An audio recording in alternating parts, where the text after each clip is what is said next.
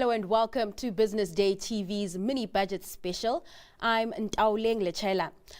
It's that time of the year where we get an update on government's fiscal and expenditure plans, laying a foundation for the main budget in February. Stabilizing debt, restoring credibility, and an environment for growth are always at the forefront. But what tools does Minister Kodongwana have at his disposal to make it all balance in February? Razia Khan, MD and Chief Economist for Africa and the Middle East at Standard Chartered, and Kevin Lings, Chief Economist at Stanlib, join us with their analysis and expectations. Razia, Kevin, thanks so much for your time this afternoon. Now we go into this mini budget with a lot of optimism. And Razia, maybe I'll start with you. Outside looking in, how important is this mini budget when it comes to sentiment and instilling confidence, taking into account how the process was handled at the top of the year?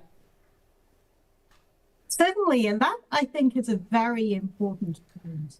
What we saw earlier this year was somewhat unprecedented in modern South African history. 3 different iterations of the budget before something was actually passed. And the mood couldn't be more different this time. There is broad-based optimism. There's an expectation from the monthly revenue data that there is going to be a positive revenue surprise. Treasury usually budgets very conservatively for this, but almost everyone on the street expects that the budget deficit forecasts that were put out way back in May will probably be bettered by the time of this medium-term budget. And with those coalition politics shaping financial decisions from the VAT U-turn to spending priorities, how much political space does Treasury really have, Kevin, to stick to consolidation without losing public trust and investor confidence? Yeah, so at this stage, there's not a lot of flexibility regarding big changes in taxes or huge change in expenditure priorities. And the medium-term budget is typically not the environment in which you get any of those sort of announcements, certainly no tax changes. That will be a testing time in next year when we get to the budget next year, whether the GNU is willing to support the initiatives that the minister comes up with. So this year, at the moment, it's much more about updating us on where we are on revenue collection. And as Razia said, there is an over collection of revenue, particularly VAT collection. So I expect that would be good. Expenditure is there or thereabouts. It's a little bit behind budget. So I'm not thinking that there's going to be anything strange in terms of expenditure. So I think he can set up a decent set of numbers. The focus is much more around, does he endorse the inflation target? That's going to be critical. Does he announce anything on additional financing for infrastructure, which we know is key to lifting the growth dynamic here? So I think that's where some of the emphasis is going to be, and not necessarily on the normal numbers, because I think most people accept that the expenditure, revenue, deficit, debt numbers are going to be acceptable, and they're going to show a reasonable degree of fiscal consolidation. What we're focused on is, can we get the growth rate going? So I'm going to look at his growth dynamic, looking further out. Obviously, in the short term, there's not much growth, but hopefully he presents a picture where the growth is improving meaningfully over the next couple of years, and whether or not he can show that we get past the peak of the debt cycle, and that in the years to come, there's more confidence that the debt level will move lower. So I think it's a critical update for us. We've got the Standard & Poor's credit rating decision on Friday. They've put us on a positive outlook a year ago. I think it would be nice if we present good numbers now. Maybe that can influence that credit rating assessment. So I'm at this stage cautiously optimistic that he'll be able to meet many of these expectations.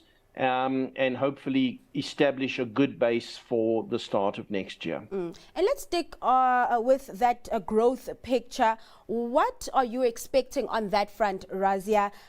Initially, when we started off the year, growth was pegged at around 2% for 2025, and then it was lowered to 1.4%. Now, against marginal 0.1% growth in Q1 and 0.8% growth in Q2, do you expect Treasury to lower its expectations for the year? And maybe we can look at 2026 and 2027 as well. Well, we're at a strange juncture where growth certainly disappointed in the first half of the calendar year, but there are indications, important indications, we think, that we may be seeing something of a more sustained turnaround, as modest as it is in the second half of the year. I don't think the emphasis, as Kevin suggested, is going to be just on the growth numbers, but rather the policy environment that might be able to foster faster growth in the future. Now, we know that budgeting for growth, budgeting for revenue has always been super conservative, but what matters for South Africa will be what kind of policy environment is in place that might really be able to boost private sector investment. And this is why it's important. Treasury, by its own admission, suggests that fiscal multipliers are weak. This means there have been some years where spending has increased. Nobody in South Africa saw the positive impact of that on growth. Quite the contrary, in fact. There's some who suggest that those fiscal multipliers could even be negative. There's a lot that needs to be done to upgrade infrastructure in South Africa, but that needs to be a process that crowds in private sector investment. So a key focus for this budget and a key focus for rating decisions going forward, like Kevin, I do believe there's a good chance that we see an upgrade from Standard & Poor's this Friday. But what's really needed to reassure in South Africa's fiscal metrics, on its debt metrics, big picture, is the ability to sustain a much healthier growth rate than the country has seen in the recent past. And at the heart of growth, of course, is those structural reforms. And maybe let's get your take around the pace at which we're doing this, particularly when it comes to the SOEs, Razia. Eskom seems to be making progress, but there are still underlying issues there. We do see some progress at Transnet as well, but Transnet also still relying on some funding from government as well. So big picture, the spending part of the equation is going to be very interesting to look at. There are certainly GNU partners who have been pushing for a more comprehensive spending review. We don't yet know what the outcome of that is, whether there'll be anything prepared sufficiently in time for this Mtbs. But against any optimism, we need to be measured, precisely because the likes of Transnet are very likely in need of greater government support. Whether that comes through direct spending or guarantees. We know that ratings agencies, amongst them S&P, have said in the past the government's guarantee envelope is too excessive.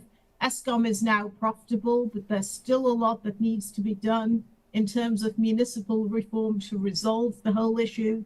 There's still a lot that needs to be done in terms of investment in the transmission sector. Big picture with spending then. If there are any efficiency gains to be had, this will be good news. It's not being priced in by markets. This will be welcomed. But some caution too, given the nature and the state of SOEs, where still quite a lot needs to be fixed. So greater government support likely on the table. Keeping that spending picture in mind, let's look at revenue, right? It's not all bad. You touched on that. We've seen the commodity windfall also coming through with stronger than expected tax receipts from gold, and on the back of rather gold and higher gold and PGM prices. SARS also hard at work tightening measures to collect tax. Let's put that up against that spending picture and how Treasury is faring when it comes to revenue versus spending priorities, Kevin. Yeah, so I think the revenue numbers are going to look favorable.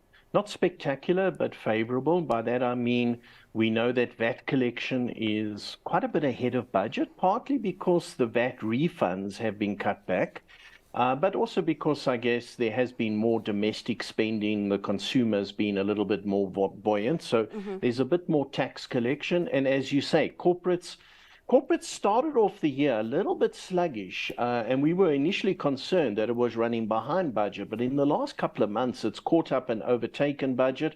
So I'm thinking that he can present a set of numbers that show corporate tax revenue ahead of budget for the year, because he's got critically that windfall from gold and platinum that I think we'll see in the December tax receipts. So I think that he can factor in.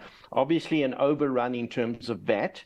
Then on individual taxes, I think it's going to be close to his budget. So I think it's a decent collection. Remember that he didn't give us compensation for fiscal drag, and in effect, that is helping him a little bit.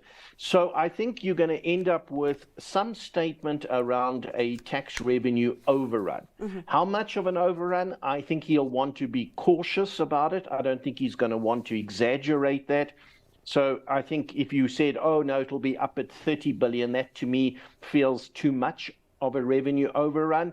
Equally, I think down at 15 billion would be a little bit too conservative. So somewhere in that range.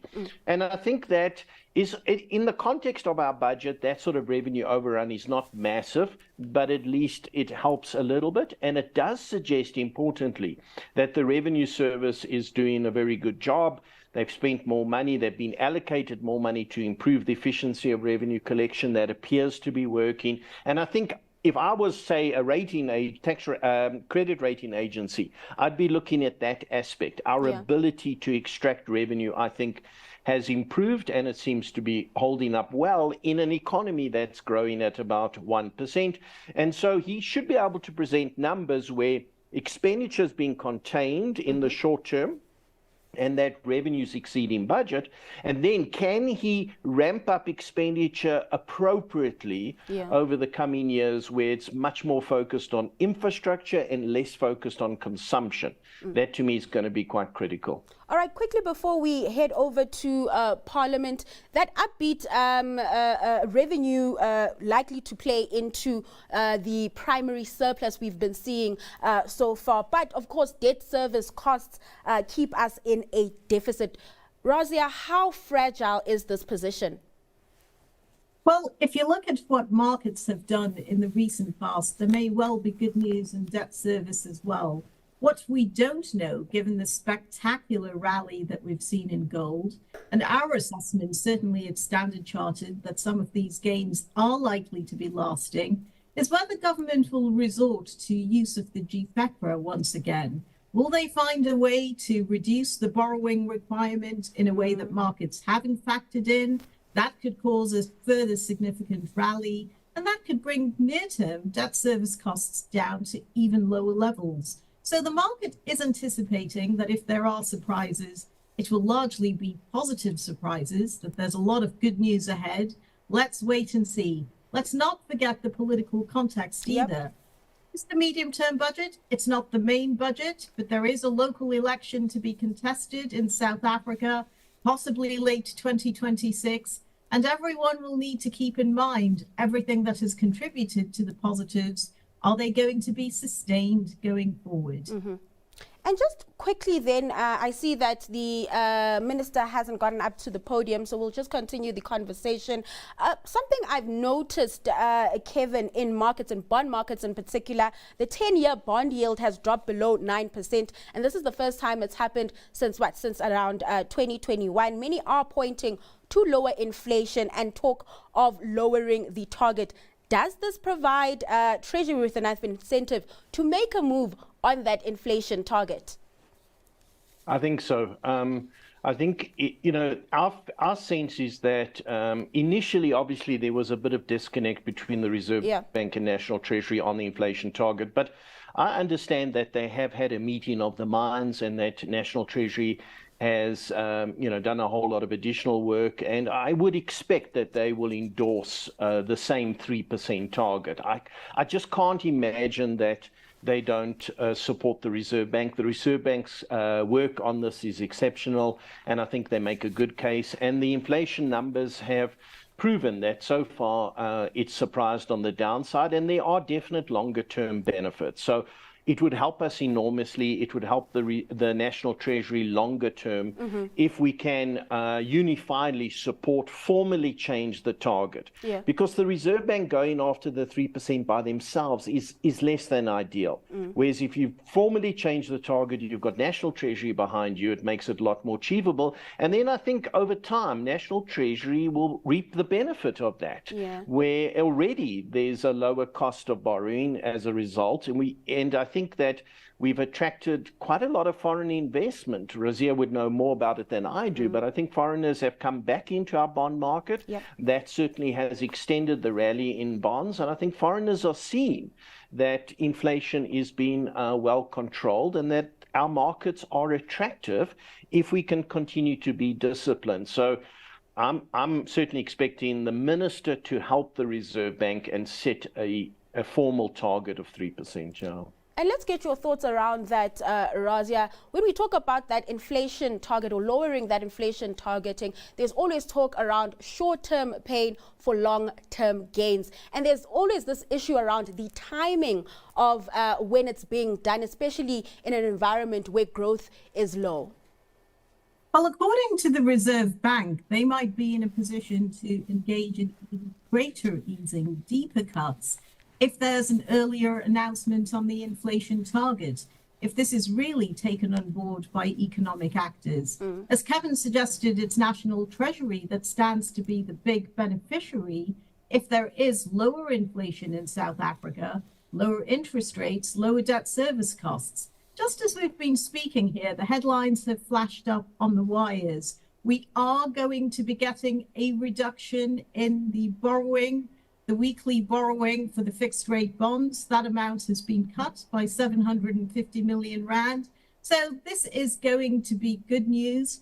I think markets will be looking very closely to see what the underpinnings of this are. Any further announcement, the formal adoption of that lower inflation target would be a landmark for South Africa, signifying that the economic reform process starting all those years ago has come such a long way. All right, let's leave it there. Razia, Kevin, thanks so much for your analysis just before we head over to Parliament. Now, at this point, I'd like to thank Razia Khan, MD and Chief Economist for Africa and the Middle East at Standard Chartered, for her insight. Kevin will remain with us for post-analysis, but for now, it's over to Parliament for the address.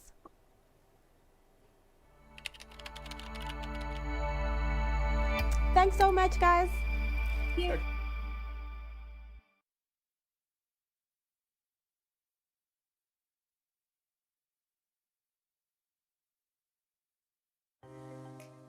Even in a strained economy, South Africa's entrepreneurs are finding new ways to adapt and grow, proving that resilience can spark success in any environment. Join Rams Mabote as he brings you stories of small to medium business enterprises, sharing a blueprint to overcoming challenges on the road to success. People think I must start big. No, start within your community with your next door neighbors. Basically, the concept of the business is setback. Don't miss the entrepreneurial SME with Rams Mabote every Tuesday evening at 8:30, exclusive to Business Day TV, channel 412.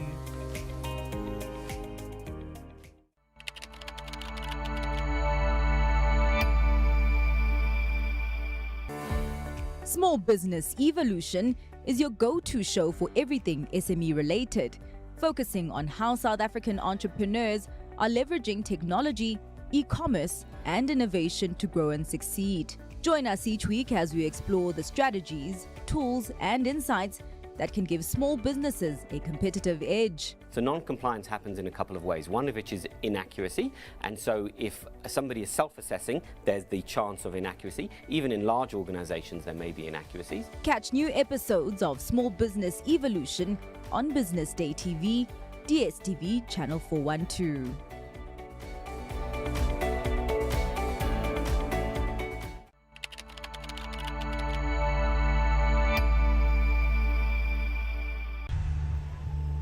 We are living during the most extraordinary time in human history.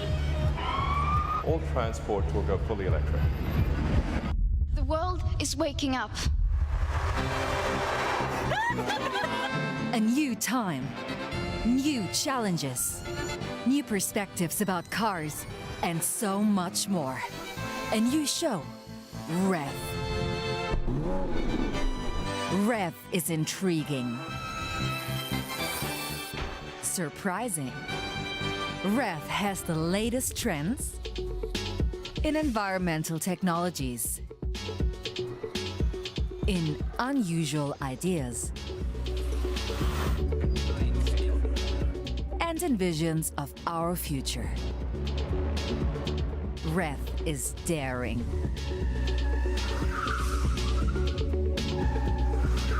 We do it one more time, okay? And I'm sorry if it's... You're not sorry at all. That's the truth. You're having so much fun.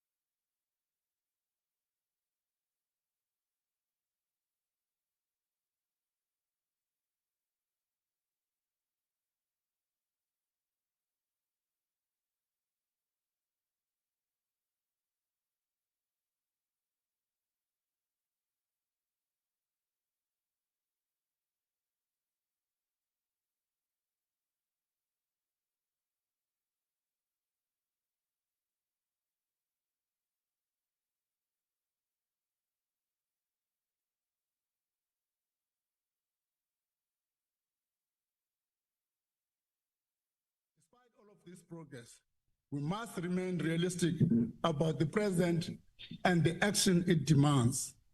South Africa's most pressing challenge remains accelerated economic growth to create jobs and reduce poverty at the scale required.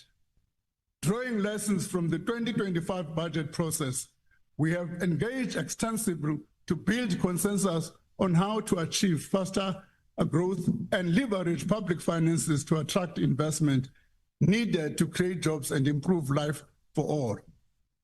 Allow me to turn to the economic outlook.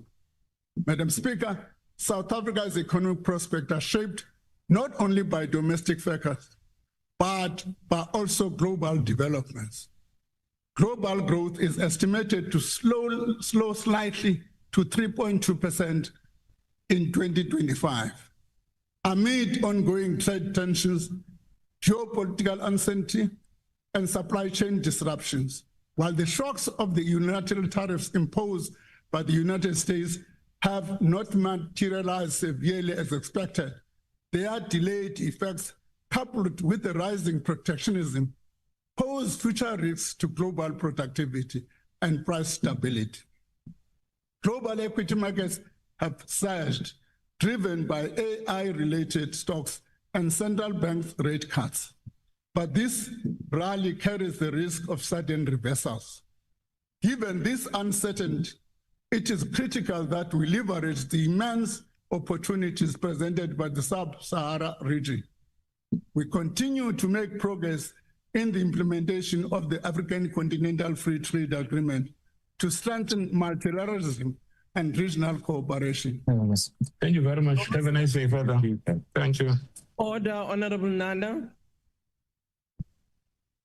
Domestically, we forecast real GDP growth at 1.2% for 2025, more than double the economic growth in 2024. We now forecast real GDP growth will average 1.8% between 2026 and 2028. Madam Speaker, the structural reforms we have embarked on, particularly in the energy and logistics, will be key to lifting our rate of growth closer to levels demanded by our developmental needs. Our strategy for faster growth and healthier finances continues to be anchored on 4 pillars. The first is maintaining macroeconomic stability. The second is implementing structural reforms. The third is building state capability. And the fourth, supporting growth-enhancing infrastructure. Madam Speaker, faster economic growth requires effective macroeconomic management. Over the past year, National Treasury and the Reserve Bank have jointly assessed the impact of a lower target on our economy and the fiscal framework. This work has now been concluded and recommends a revision to the target to strengthen the framework and enhance price stability by better anchoring inflation expectations and aligning South Africa to international best practice. Today, I announce a new inflation target for South Africa of 3% with a 1 percentage point tolerance band. This decision follows agreement between the governor of the South African Reserve Bank and my consultation with the President and Cabinet. The 1 percentage point band provides flexibility to accommodate unexpected inflationary shocks. This new target immediately replaces the previous target range between 3% and 6% and will be implemented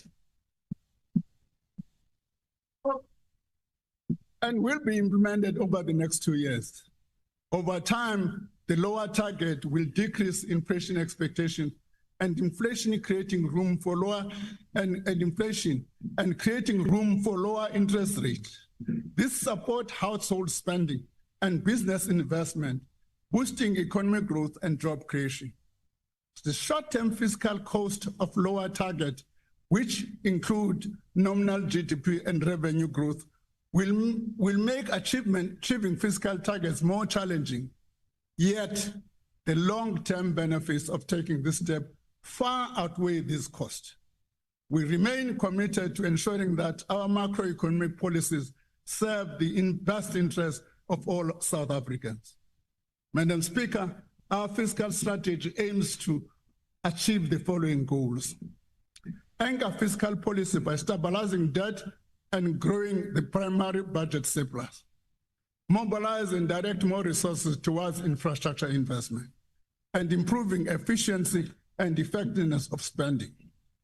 I'm pleased to inform the House and the country that we are on track to restore fiscal sustainability. Government debt will stabilize in 25-26 at 77.9% of GDP. This is the first time since 2008 financial crisis that public debt will not grow as a percentage of GDP. Since 2008, spending has consistently exceeded revenue, driving up debt and debt service costs. These costs crowded out spending on critical services and exerted pressure on lending rates across the economy. But we are now turning this around. This year, revenues will exceed the budget estimates by 19.3 billion. Meanwhile, debt service costs will be lower by 4.8 billion. Over the MTF, debt service costs will grow by 3.87% annually. This is a significant reduction from the 7% 4% growth anticipated at the time of the 2025 budget. We will also achieve a primary budget surplus of 8.5 billion, or 0.9% of the GDP this year. This will grow to 224 billion by 2028. Let me just explain this thing a bit. A primary surplus is quite critical because in the absence of that primary surplus, you are not going to impact on the debt trajectory. The primary surplus help to change that debt structure in a downward spiral. What are the effects of that? Your debt service costs come down. Once your debt service costs come down, sir, revenue becomes available to fund our developmental goals. The overall budget deficits will now narrow from 4.5% of GDP in 2025-26 to 2.7 in 28-29. Madam Speaker, to further ensure long-term sustainability of public finances, the government is considering options for a form of fiscal anchor. We're exploring what we call a principle-led approach that provides for a clear parliamentary oversight, stronger reporting on fiscal risk, and transparency on distributional impacts. Earlier this year, we published a discussion paper on this topic, and consultation with stakeholders and experts are ongoing. The better than estimated tax revenue of 19.7 billion is due to stronger household expenditure, which has boosted value-added tax collection and improvements in corporate tax receipts and dividend taxes. Lower than expected VAT refunds also contributed to improved revenue outlook. As indicated in 2025 budget, an additional 4 billion was allocated to the South African Revenue Service. This allocation was intended in part to strengthen debt collection and thereby increase revenue collection by between 20 and 50 billion per year. We'll continue to monitor SARS revenue performance for the remainder of the year. This assessment will inform whether the 20 billion additional tax increases for 2026 budget, as earlier proposed, can be withdrawn. A final decision, let me just say, if it was withdrawn, and the 20 billion is not achieved, there are two options open to us, is to then raise taxes or cut expenditure. There's no two ways. That's how this thing works. We must find revenue or cut expenditure. Honorable members, South Africa faces problems of illicit trade that threatens our economy, endangers consumers, and robs the fiscals of billions in revenue. The growing market for illicit cigarettes and alcohol poses serious risk to public health and undermine legitimate business. Each year, billions of rands in taxes go uncollected, funds that could have closed our revenue gap and avoided tax increases entirely. According to SARS, since 2020, government has lost around 40 billion in excise revenues to the cigarette black market. This same is true for illicit alcohol and fuel. Government is clamping down on this illegal trade, and in the last 6 months, SARS suspended 3 licenses for non-compliant tobacco production. The Financial Intelligence Center has provided intelligence reports to SARS to assist in investigation of criminal syndicates. Together, they have identified illicit markets in tobacco, precious metals, fuel, and procurement fraud. Custom officials must fulfill their duty to prevent criminals from dodging taxes and flooding our markets with dangerous products. Of course, for them to achieve that, just if I may explain, they will have to need the full might of the law enforcement agencies behind them. That coordinated work is quite important. I'm pleased to inform this House that Cabinet has already taken a decision that coordinated work must take place. Madam Speaker, the adjustment in revenue means that we can make changes to our spending estimates. And 1 billion rand for the Independent Electoral Commission for the 2026 municipal election. Let me explain a bit. Earlier on, if you were listening, I said this year we've got an over collection of about 19.3 billion rand. That's what I said earlier on. We realize that we may not have sufficient resources next year. What we have done is to say what are the recurrent expenditures for next year, which we can fund this year.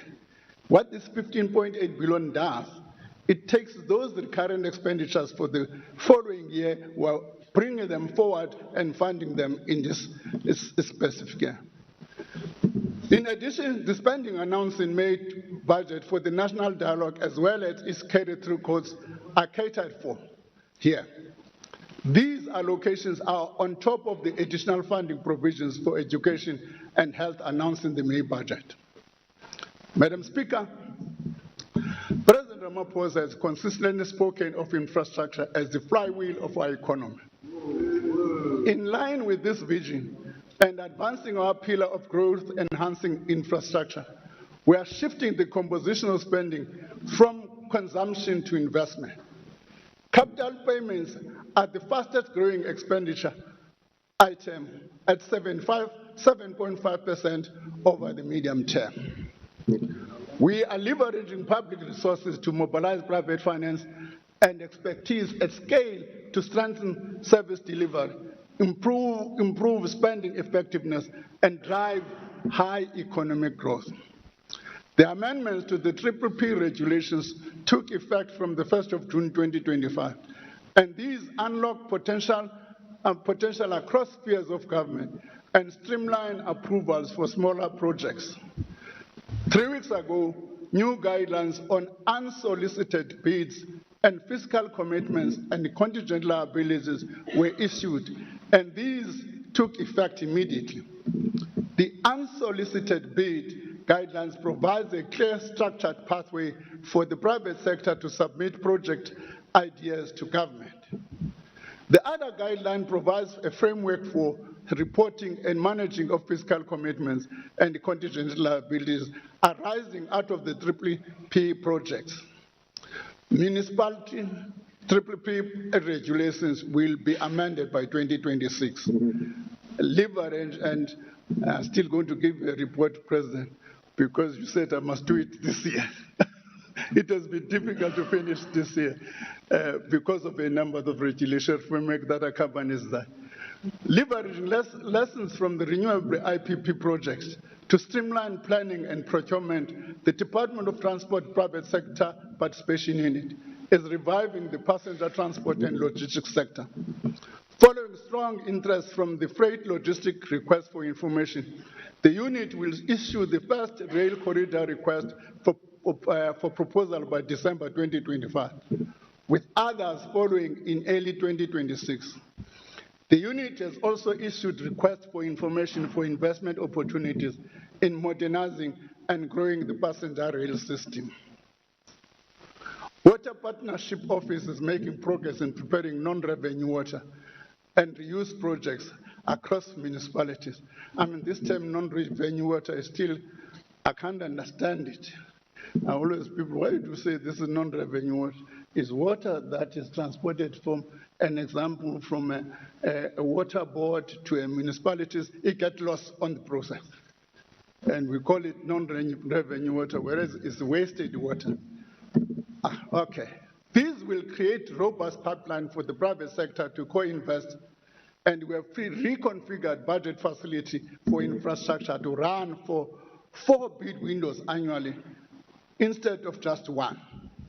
Since the configuration, the budget facility for infrastructure has received 28 submissions. Out of those, 9 projects were accepted for detailed analysis. Funding for the tune of 4.1 billion is also allocated for disaster relief to fix schools, pipelines, clinics, and substation damage between the last year and this year flooding in KwaZulu-Natal, Mpumalanga, and Eastern Cape. To raise the funding for these BFI projects, a new infrastructure bond will be launched soon to raise a minimum of 15 billion. The bond forms part of our efforts to introduce dedicated financing instruments that can mobilize cheaper financing to support infrastructure agenda. Government will also contribute to 2 billion to capitalize the credit guarantee facility. If you don't understand clearly, please meet Dr. Ramokgopa. That's his pet project on the transmission line. Initially, the vehicle will support electricity transmission expansion, directly contribute to our efforts at energy security while also driving decarbonization. Let me just pause again. What Dr. Ramokgopa says is that in provinces such as Northern Cape, where you have renewable projects, I'm going to use his term, we can't evacuate the electrons. So what does that mean is that we can't take the electricity out of Northern Cape because there are no transmission lines. And this is what the project is intended to do. This heralds a new era in Mtbs, where private investment in high voltage transmission lines is enabled. This is really progress in our movement away from merely fixing the power utility to securing power to the grid from a range of sources. This is a key and innovative part of infrastructure reforms developed with international partners to de-risk private investment without state guarantees. We are also committed to simplifying the institutional arrangements across the infrastructure ecosystem. The new Infrastructure Finance and Implementation Support Agency will be in place by March. The agency will provide project preparation support to supply the BFI pipeline. It will centralize infrastructure financing functions to systematically crowd in private capital and promote the use of alternative delivery mechanisms. Honourable members, this is how we will ensure that our goal of public sector investment in infrastructure exceeds the 1 trillion mark over the next 3 years. Madam Speaker, we estimate that tax collection will remain buoyant over the medium term. Despite the higher than expected revenue performance in 2025-26, gross revenue are projected to fall short of 2025 budget estimates by around 15.7 billion over the next 2 years. Improving tax revenue will require more sustainable economic growth and further gains in tax compliance and administration. Over the medium term, consolidated spending will increase from 2.6 trillion this year to 2.9 trillion in 28-29. Our commitment to support low-income and vulnerable households through education, health, and social protection remains. The lion's share of the consolidated non-interest spending, approximately 61% over the next 2 years, continues to fund the basket of government-provided services and benefits that reduce the cost of living of our citizens. Madam Speaker, this spending is our commitment to the redistribution of income and opportunities in favor of the most vulnerable households in our society. To build on the work of spending reviews, we have got something called targeted responsible savings underway. Honourable members, eliminating waste and inefficiency in government is non-negotiable if we are to maintain public trust that tax money is spent responsibly.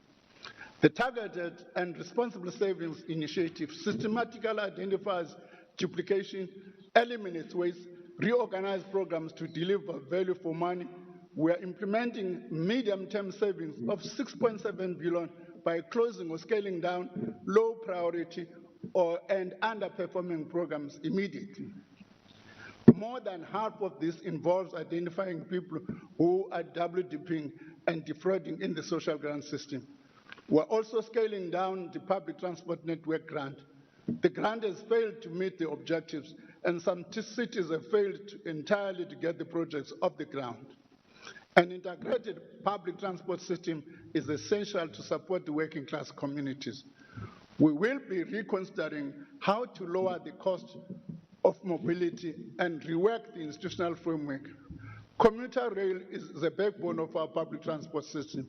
PRASA is making some progress in revitalizing our rail system. 11.8 million passenger trips in 2022-23 to 116 million last year. This is only the start of the broader continuous process to redirect funds from inefficient programs to pressing national priorities. An update will be provided in the February budget. Madam Speaker, let me now turn to the subnational sphere. Allocation to provinces protect frontline services. For municipalities, they ensure continued provision of basic services that include water, refuse removal, sanitation, and electricity. The share of the national raised revenue for provinces and municipalities will respectively increase to 4.24 and 9.7% over the medium term. The allocation, among other things, also cater for changes in population growth and to compensate municipalities for increase in bulk services, service charges related to free basic services. In addition, they also ensure the placing of local government operating capacity on firm grounding. Madam Speaker, we are making steady progress on structural reforms that are a key pillar to our strategy of growing the economy.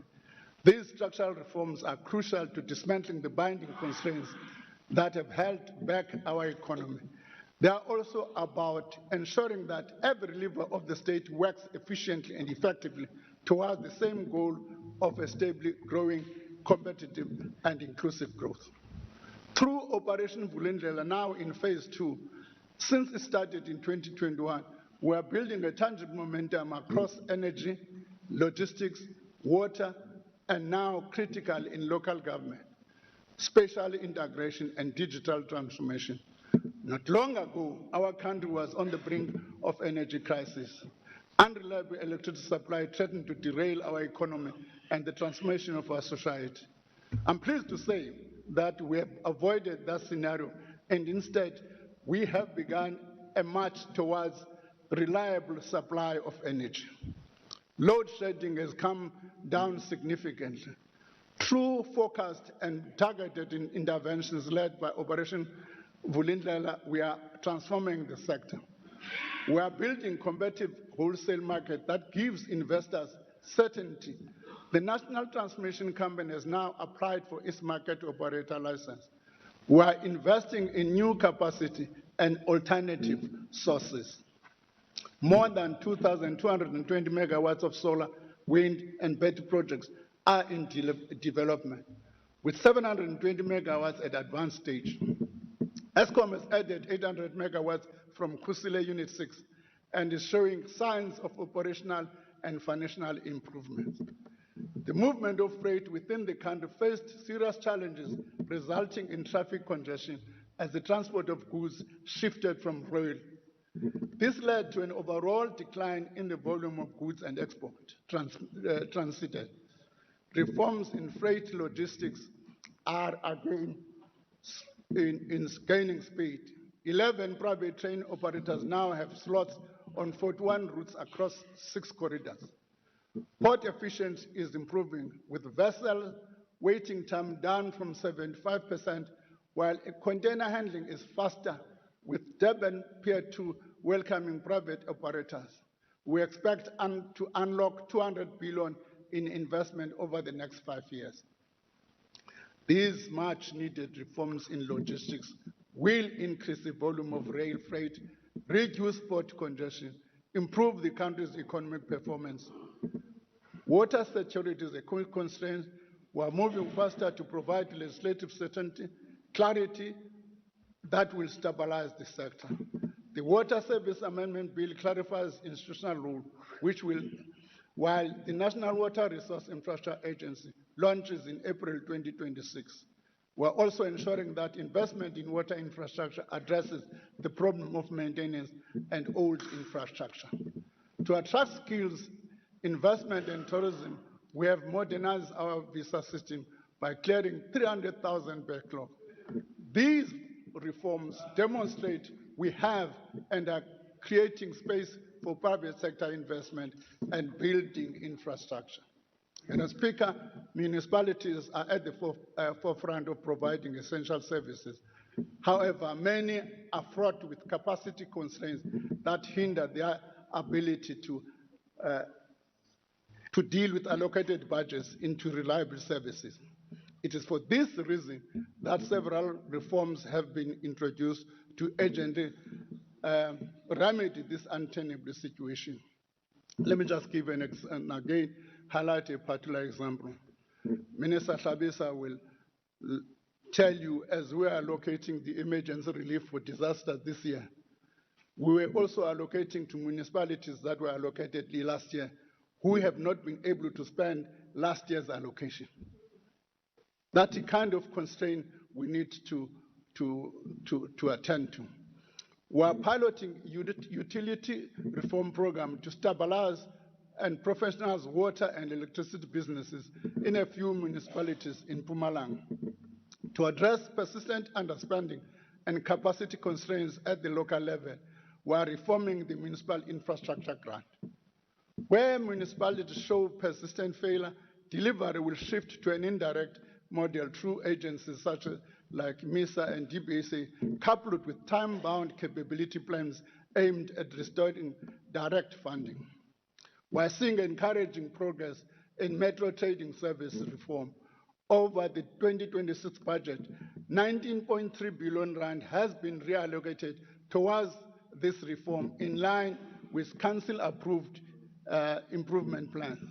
Financial sustainability is improving through better billing, tight credit controls, cost-reflective tariffs with indigent protection, and co-funding crowding in concessional and commercial finance.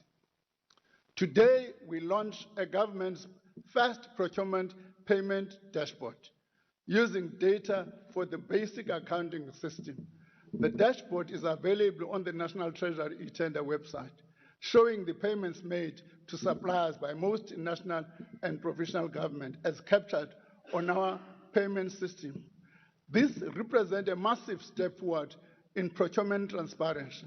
The dashboard will identify inefficiencies, anomalies, and uncovering opportunities for consolidation. It also enables analysis of procurement expenditure and the suppliers that do business with state, gives citizens, academic and civil society the ability to hold departments accountable, supporting efforts to fight corruption and fraud.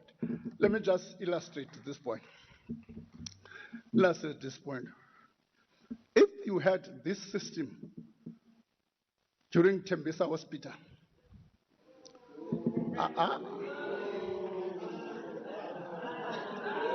Order, honorable members. Let's allow the minister to make his example. Order. What the system does. Order. If you read this SIU report, what they were doing, they would avoid the tendering system by saying, putting all tenders that are below 500, you are not supposed to tender. You are supposed to ask for 3 quotes. And then people would go on and ask for 3 quotes and split tenders to be under 500. And then this, at the national level or anywhere else, would not be able to track that conduct. What this system does is going to help us to track that conduct and be able to raise flags, red flags at an appropriate time. I know there are some colleagues who say they must abolish tenders. They must first change the constitution before they can do that. We are also waging war. We're also waging war Minister on is proceeding on the next page. I think he's done with his example, so let's allow him to continue. Order, honorable minister, you can proceed. Order. Order. We are also waging war on ghost workers in public service. We have heard calls from political parties and civil society. National Treasury is working closely with the Department of Public Service and Administration and Home Affairs on data-driven approach that integrates systems across the government. We are beginning to see the result of this collaboration. We have already uncovered close to 9,000 high-risk cases that have been flagged for further verification. The early retirement program, which provides financial incentive for employees to exit the public service from October 2025, allows for us to rejuvenate the public service. These interventions will deliver long-term average savings of around 3.5 billion per annum. More importantly, they demonstrate our commitment to fiscal discipline and ensure that every rand spent contributes effectively to growth and service delivery. Madam Speaker, the presentation of the medium-term budget policy statement sends a clear message that South Africa is choosing growth, stability, and reform. It represents our commitment to an open, transparent budget process. It is intended to empower all stakeholders to contribute to the discussion of the nation's priorities. It makes transparent the budget framework through which the government seeks to achieve the nation's social and economic development. We will use our collective efforts to increase the pace and scale of tackling unemployment and building stronger economy. Speaker, as I close, allow me to express my deepest gratitude to the President, as usual, and the Deputy President for the Council of their support and for their leadership. Thank you all to the Deputy Ministers of Finance and the excellent National Treasury team led by the Director General.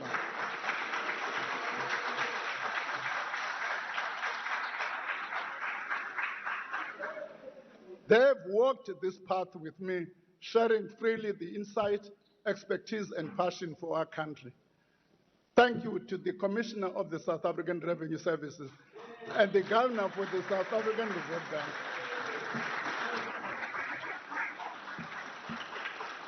Thank you to my Cabinet colleagues, the ministers of the Committee on the Budget and the Budget Council from the provinces, who share the heavy load of tough decisions that must be taken in the sustainability of our finances.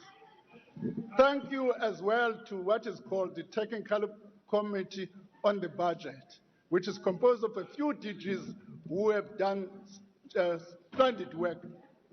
To the Parliamentary Committee of Finance, Appropriation and Public Action, I express my sincere appreciation to all of you.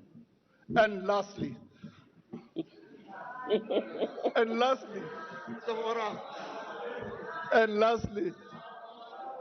Kumamchawe and the family in general for understanding.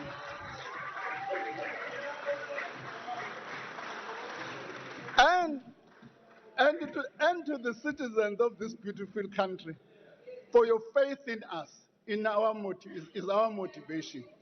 Thank you very much. Thank you very much.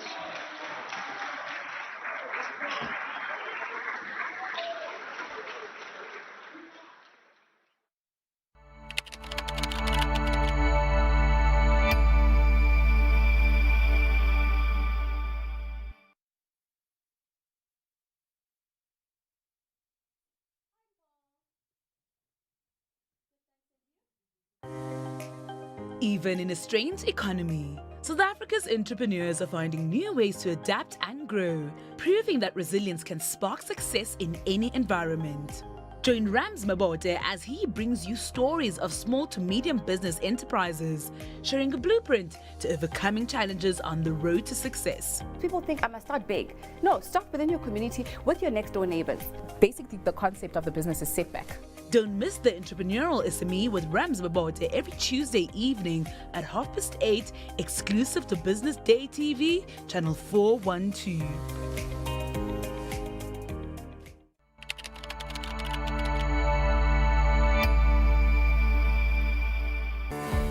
Small Business Evolution is your go-to show for everything SME related, focusing on how South African entrepreneurs are leveraging technology, e-commerce, and innovation to grow and succeed. Join us each week as we explore the strategies, tools, and insights that can give small businesses a competitive edge. So non-compliance happens in a couple of ways, one of which is inaccuracy, and so if somebody is self-assessing, there's the chance of inaccuracy. Even in large organizations there may be inaccuracies. Catch new episodes of Small Business Evolution on Business Day TV, DSTV channel 412.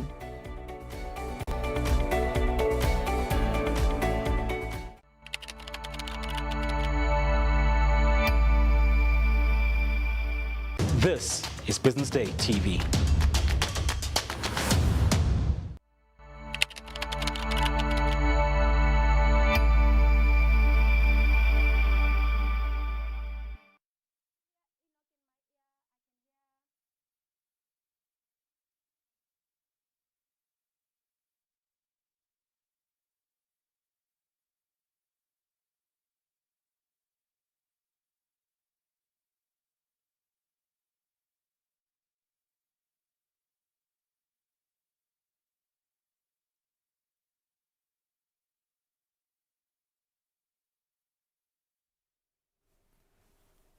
Welcome back. Now that's a look at the first medium-term budget statement, or rather the second one under a coalition government, but the first full budget cycle under the GNU. Kevin Lings, chief economist at Stanlib, and Frank Blackmore, lead economist at KPMG South Africa, as well as Mpho Mlopoyane from Alex Forbes, join me to unpack the minister's mini budget. Gents, lady, thanks so much for your time this afternoon. First things first, let's get your initial reaction to the update. Did it meet your expectations? Some things expected, other things not so expected. Mpho, let's start with you.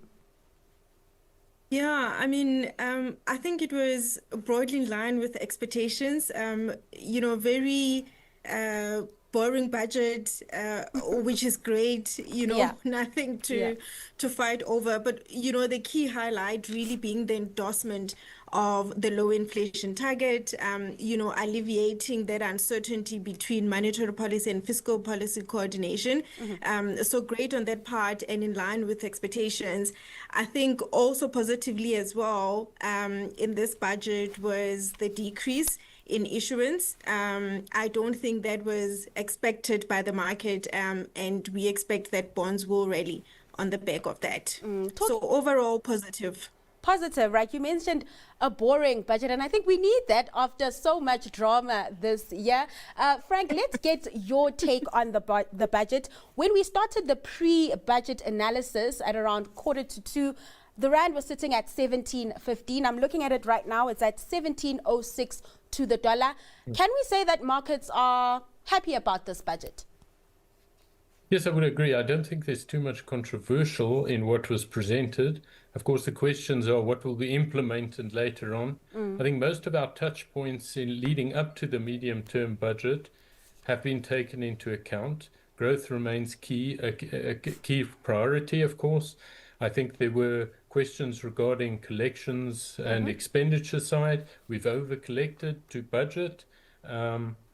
I think interesting things that have come into the budget are the change in procurement system, and anybody listening to the commissions and committees over the last few weeks will have seen that as a weakness in the system, with a lot of money not ending up where it should.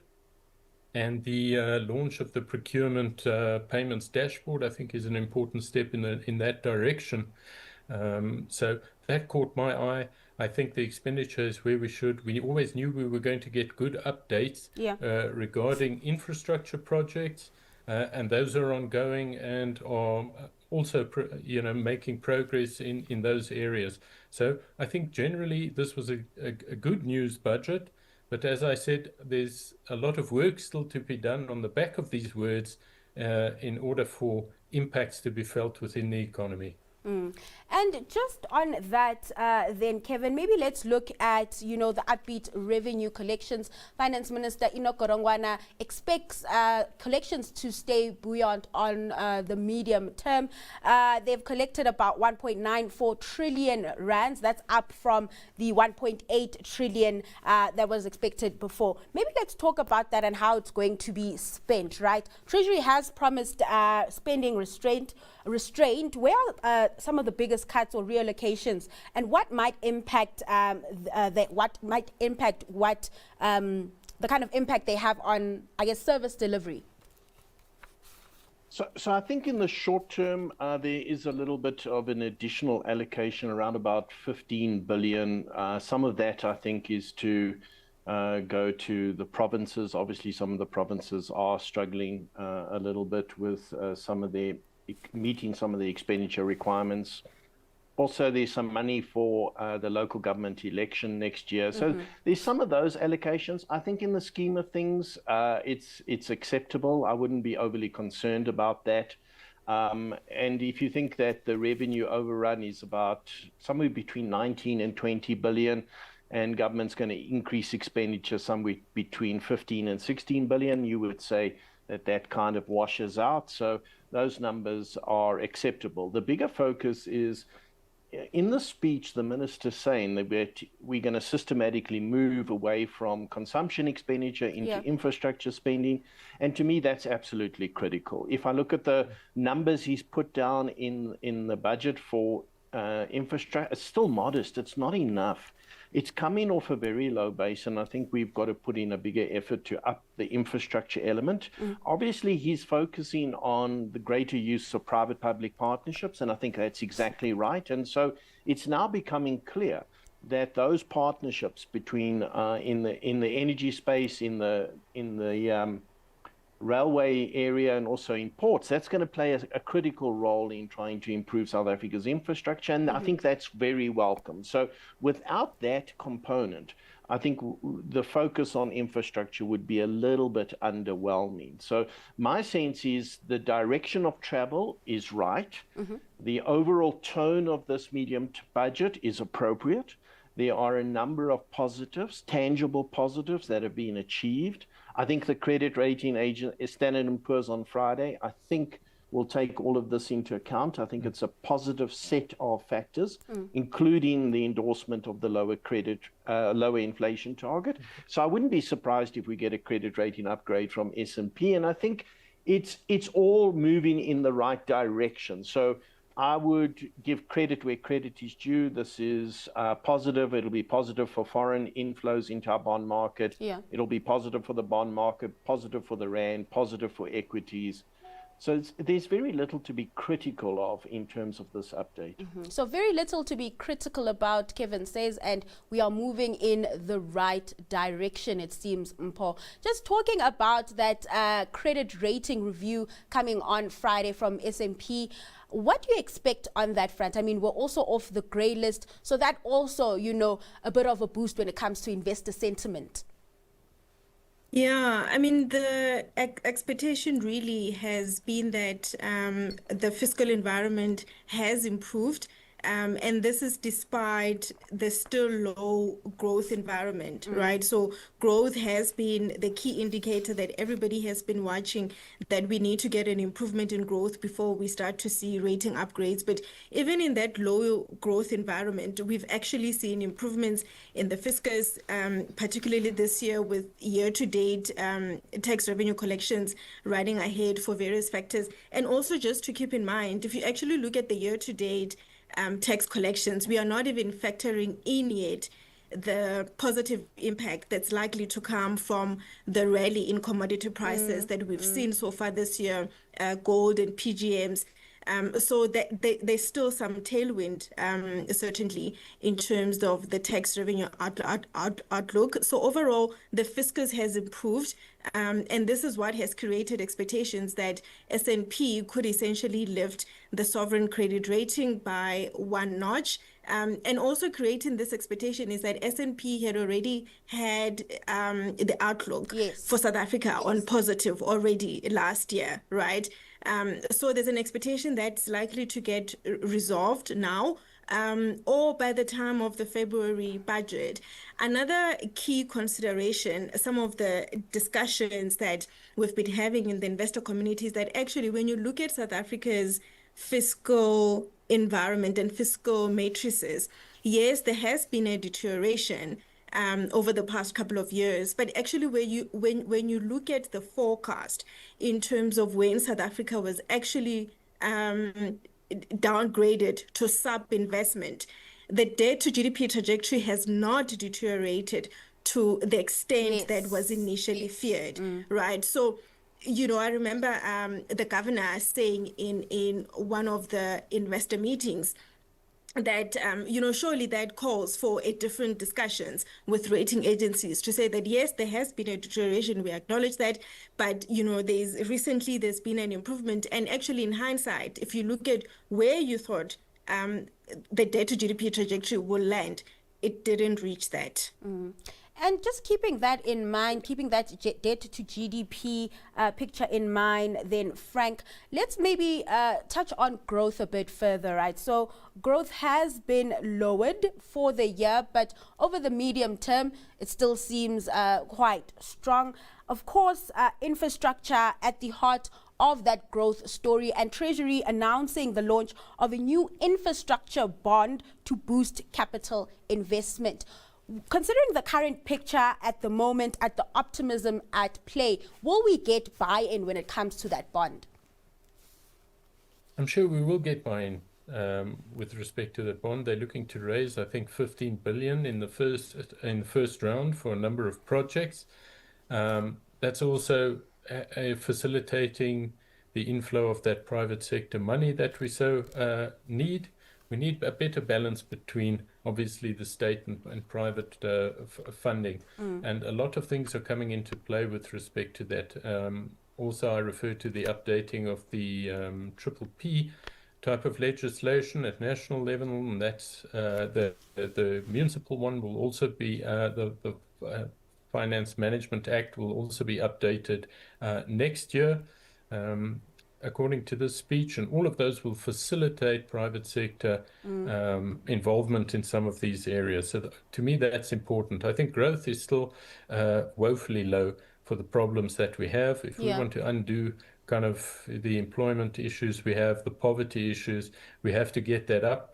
But the groundwork for that is, as you said, through revitalizing our logistics sectors, making sure the infrastructure is working properly, and allowing private sector then to leverage that infrastructure in order to create growth in the economy. So again, moving in the right direction, but we're not quite sure when this will happen. We also had optimistic views of this year's growth, but if you ask yourself what really has changed year to year that will result in a 1.8% growth over the next 3 years, we still need to do a lot of work before we see that type of growth. You touched on those, private-public partnerships at play. And, throughout the years, we've heard from the private sector talking about how our regulation is not welcoming.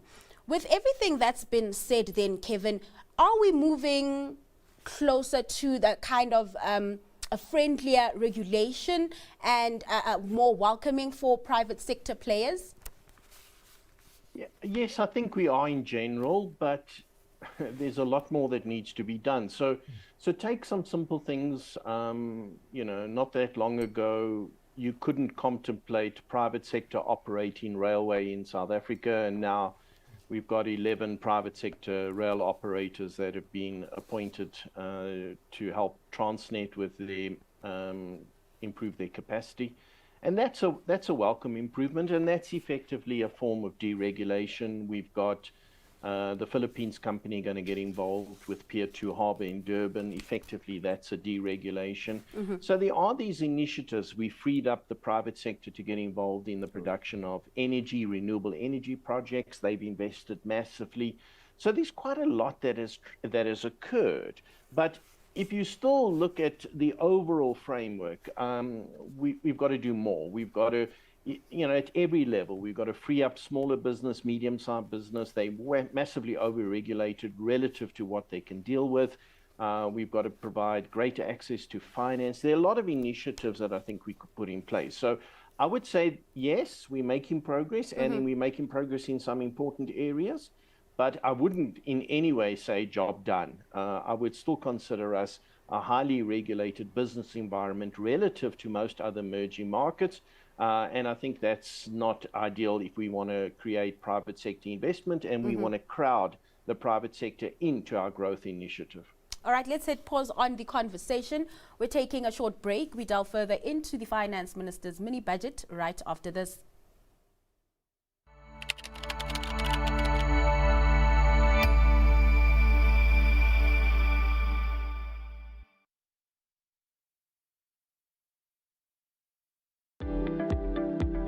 Discover how local communities, industry leaders, tech developers, and entrepreneurs are protecting nature and building a sustainable future in Africa.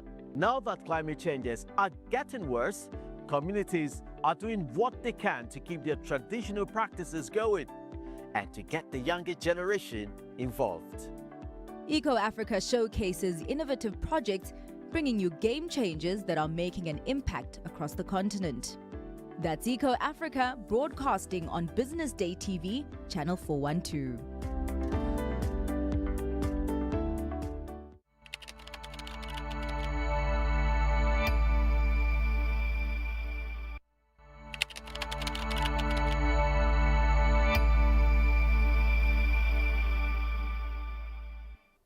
Welcome back. We're getting further insight on the day's medium-term budget policy statement. And still with me via Zoom, Kevin Lings, Chief Economist at Stanlib, Frank Blackmore, Lead Economist at KPMG South Africa, and Mpho Mlobyane, Chief Economist at Alex Forbes.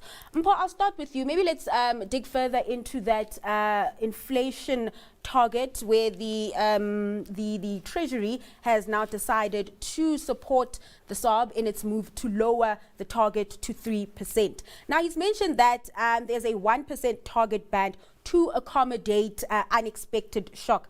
Does this mean that inflation can teeter around 4%? Yeah, so essentially, if you think about it, Treasury would disagree with me on this. But essentially, the target has been reduced from 4.5% to 3%. And in addition to that, the band has also been narrowed as well. So 3% being the midpoint with a 2 to 4% essentially tolerance in terms of, the deviations from target essentially. But I think for the importance of anchoring inflation expectations, the languaging that we are seeing from National Treasury as well as from the SARB is that they want to anchor on 3%. So moving away from, 2 to 4. Yes. Essentially. All right. Let's get your thoughts around that inflation targeting then, Frank. The Minister, Godongwana, mentioned that there will be short-term fiscal pain as expected, right? Absolutely. So I think just to emphasize the governor's words here is there's no more important thing to sort of safeguard the wealth and incomes of the poor in this economy as bringing down that inflation rate. So, I mean, that's the target. Of course, it also does other issues. It brings down the cost of money, and therefore we hope more people can enter and borrow